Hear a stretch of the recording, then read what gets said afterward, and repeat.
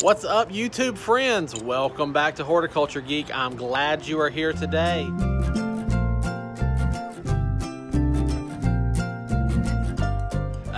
I have several projects that I need to work on. It's been a while since I have videoed anything because I've just been busy. Had some stuff going on, had some projects to work on, had some stuff with work, stuff with church. There's all sorts of reasons. And I've been doing a few things in the garden and I have not been filming them just because it was easier just to run out here, get it done, and not worry about the camera. But I'm on it today. We are supposed to have a major freeze event this weekend. So I have got to disassemble the sprinkler system and get that prepared for a hard freeze. If you do not winterize your sprinkler system, they crack, the pipes will freeze, stuff will crack. It's a huge, expensive mess to fix. I have learned this the hard way. So I've got to go and take that off. And then I thought I would just walk you around and show you some of the things I've done and bring you along with some of the projects that I have to do today. So sit back, relax, and here we go. Okay, so here is my sprinkler system, and it's really simple. All I need to do is loosen this bolt here and this connector here, and this whole top piece will come into the garage for the winter. And then I will bring my little air compressor over here and blow some air through the lines to push some of the excess water out of the lines. So I'm just gonna work on that for a second.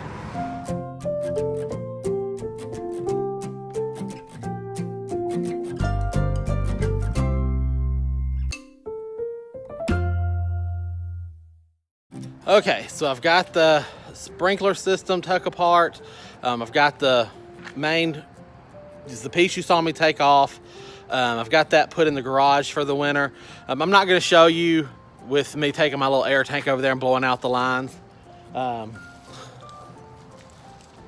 squirrels fighting in that tree.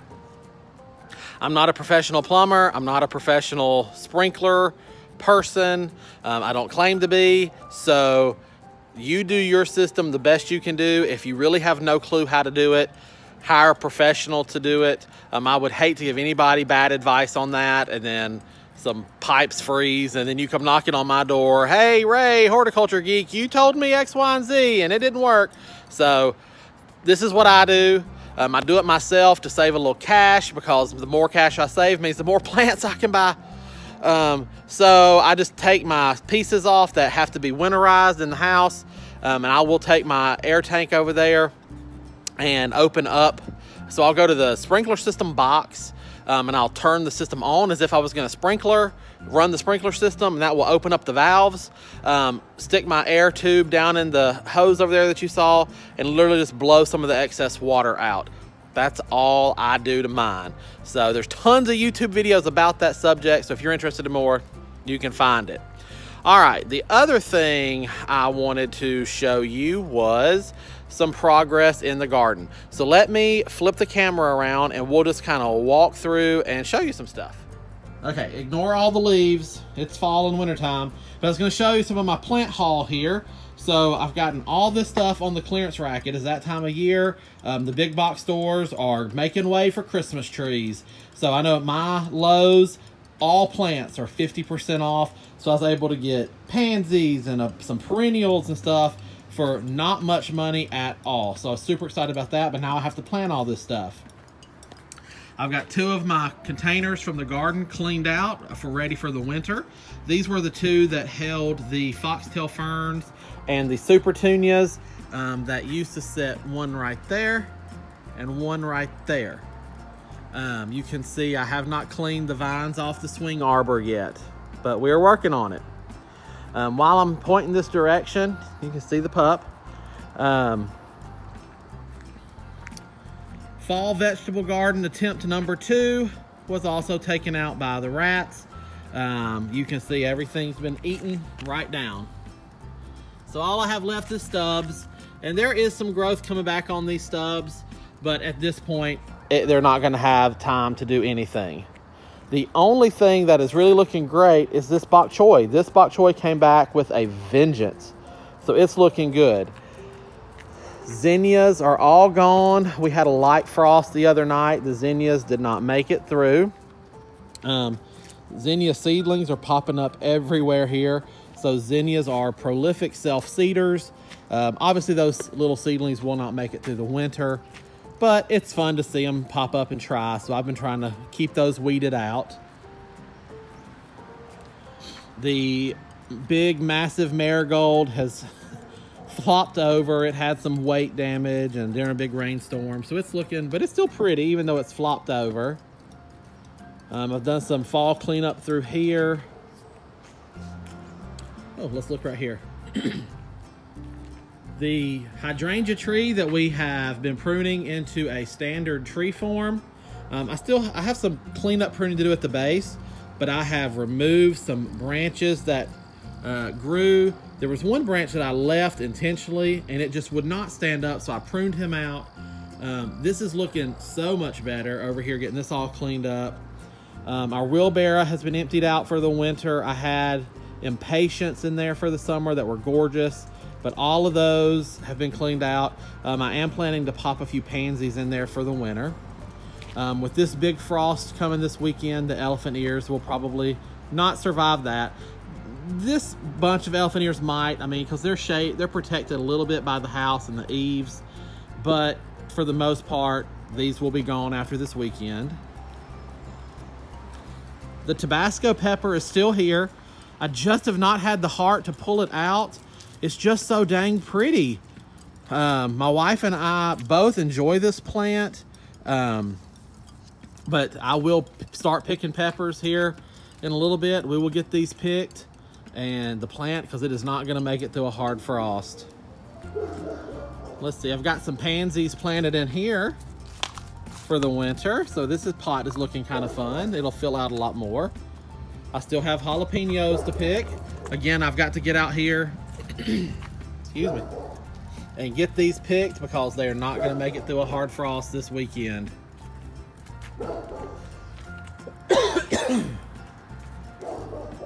Now this is a fun area. If some of you follow my garden channel, garden tours, I have redone this.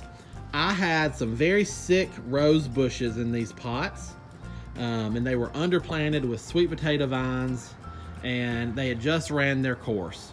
And so actually just yesterday, I completely redid these pots. I poured all the old soil out, the rose bushes got thrown away, and I have filled them back up with some fun stuff. I think it looks really good. I'm enjoying it. I haven't even took the tags off of the conifers yet. So in here as our centerpiece, we have dwarf Alberta spruce. These were 50% off. I have a hosta and a heuchera. Those were 50% off. An ivy, which was 50% off, and pansies for the winter. So even though the hosta and the heuchera will not make it through well, they're not evergreen, so this big frost that's coming will knock those out. Those are perennials. So in the spring, I'm gonna have a hosta rebloom, the heuchera rebloom, the ivy will be my constant spiller, and I have the Alberta spruce. And then I'll just plant annuals. Once the pansies are done in the spring, I'll pop them out, put in some supertunias or super bells or something, and this pot is good to go. The asparagus ferns will just kind of do their thing. So I like this little arrangement I've got going here.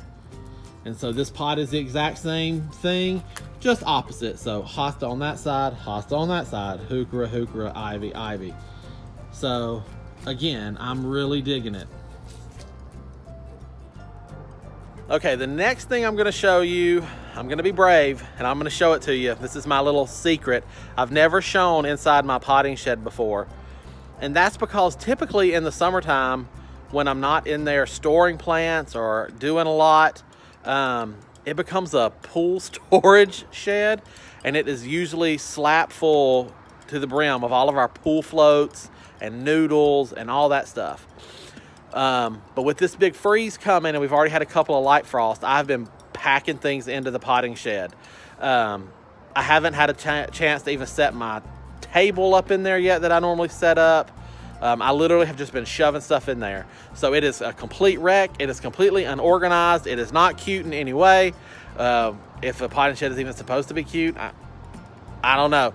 But I know some of these people on YouTube or these Facebook pages show these like beautiful potting sheds. It looks like somebody could live in this thing. Mine is not that. Mine is totally utilitarian. So let me flip the camera back around. I'll open the door and I'll show you everything I have squirreled away for the winter in hopes of saving it. Okay, so here we go.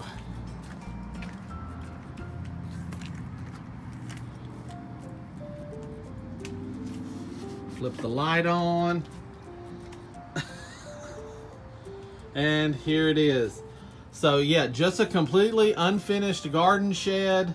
One of my water fountains is stored away for the winter, extra tomato cages, my amaryllis, ornamental peppers, portulacas, cactuses, succulents, ferns. Here's the foxtail ferns. This firecracker plant I'm trying to save. I mean, a complete mound of pool floats that I have started deflating. I have not actively pushed air out of them yet and folded them up for winter storage. I will get to that. So I will go ahead and say those are some scarecrows from the Halloween that I got put in here. The plan here is to actually build a nice potting workbench in here. I have electricity in here ready for a potting bench to go in. I typically just set up a folding table in here, but I've just started shoving stuff in here and haven't even got that far yet. I literally just started shoving things in here, and this is where it landed. These are ornamental sweet potatoes. When I emptied out these pots that had those big, beautiful sweet potato vines in them this year during the summer, ornamental sweet potatoes are just like a regular potato. They do not produce prolifically the potato tubers, but they do produce potato tubers. So I have harvested them all. I've done this before. You keep them in a cool, dry place, just like you would a edible potato harvest. And in the spring, I can replant these tubers. I can cut them up to eye them out like you would any potato. And then I will have brand new ornamental sweet potato vines to put in containers or the garden for totally free, just because I saved the potato tubers. So just like you save flower seeds, all you ornamental gardeners, don't forget the value of saving your ornamental sweet potato vine seeds, or sweet potato vine tubers. All right, that's enough of my mess. Let's get out of here and continue on.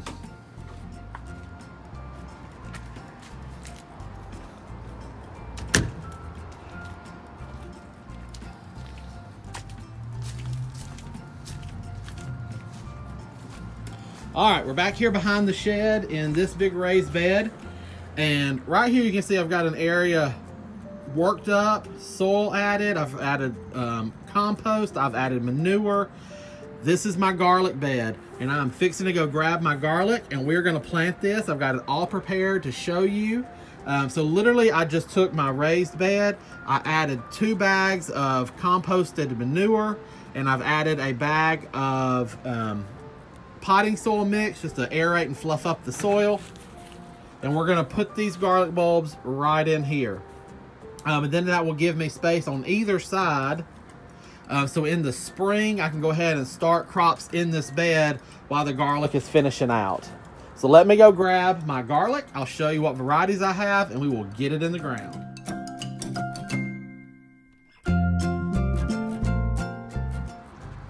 Okay. So what I went ahead and did is I got my 3 varieties broken apart, except for one. I saved one here to show you. So I got these garlic from Fillory Garlic Company. Very impressed with them. They shipped exactly what I ordered. Everything came in beautiful, large garlic clusters. No blemishes, no signs of sickness on them. Everything was really great. They came individually bagged and tagged, so you knew exactly what was what. There was no confusion.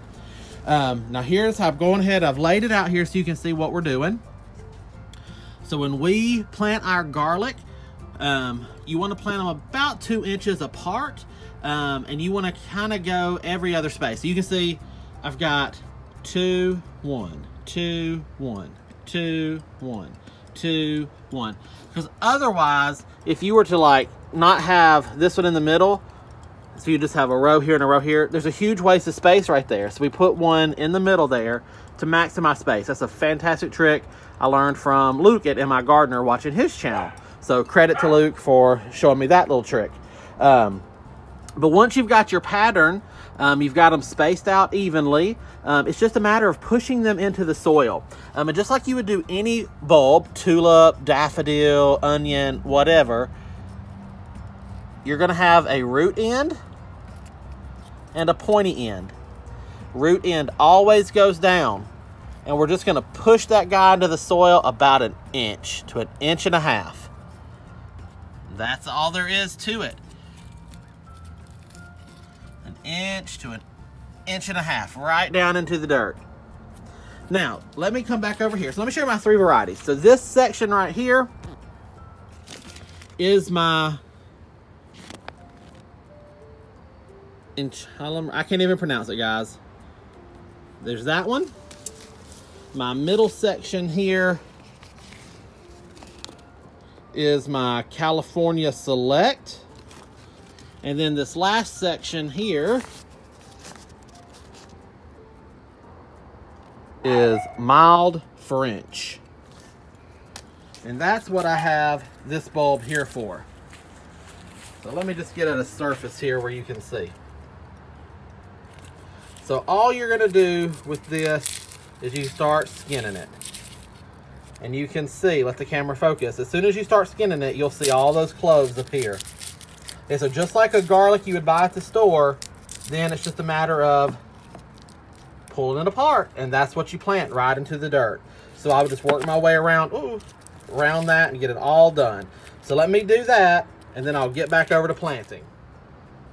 So I've got all the bulbs pushed into the ground. You can see the indentations.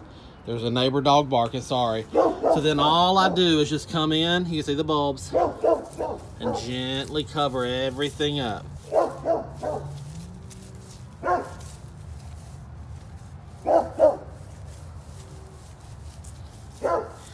And then I've got these skewers in the ground to mark out my sections, so I remember that the varieties where they're planted.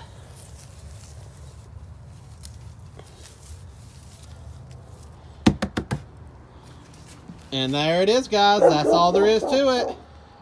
All right, guys. Well, I'm losing daylight, so I think that's about all I have time to show you in this video, but that's a lot. So there's been a lot of work going on here at Horticulture Geek, cleaning out beds. Like I said, I've still got some clean out to do. Pots have been disappearing into the shed. You saw that. We've got our garlic planted now. So that's just what we've been up to here. I hope you've enjoyed this video. I hope you have found it useful. If you've enjoyed what you saw, give me a thumbs up. I would love to see that. And if for some reason you're watching this video and you're not subscribed to the channel yet, please give us a subscribe. I would love to have you follow along on our journey. You never know what we're gonna do or where we're gonna go or what we're gonna get up to, but come along for the ride and see what happens. We just try to have fun and keep it real here at Horticulture Geek. So I hope that that's something that you all appreciate. I don't post every single week or every single day. I have a full-time job, so this is more of just a hobby for me. I love to garden, and I just bring you along on what I do. So leave me some comments below if you have any questions or suggestions. But until next time, guys, from my garden to yours, I wish you all the best and happy gardening.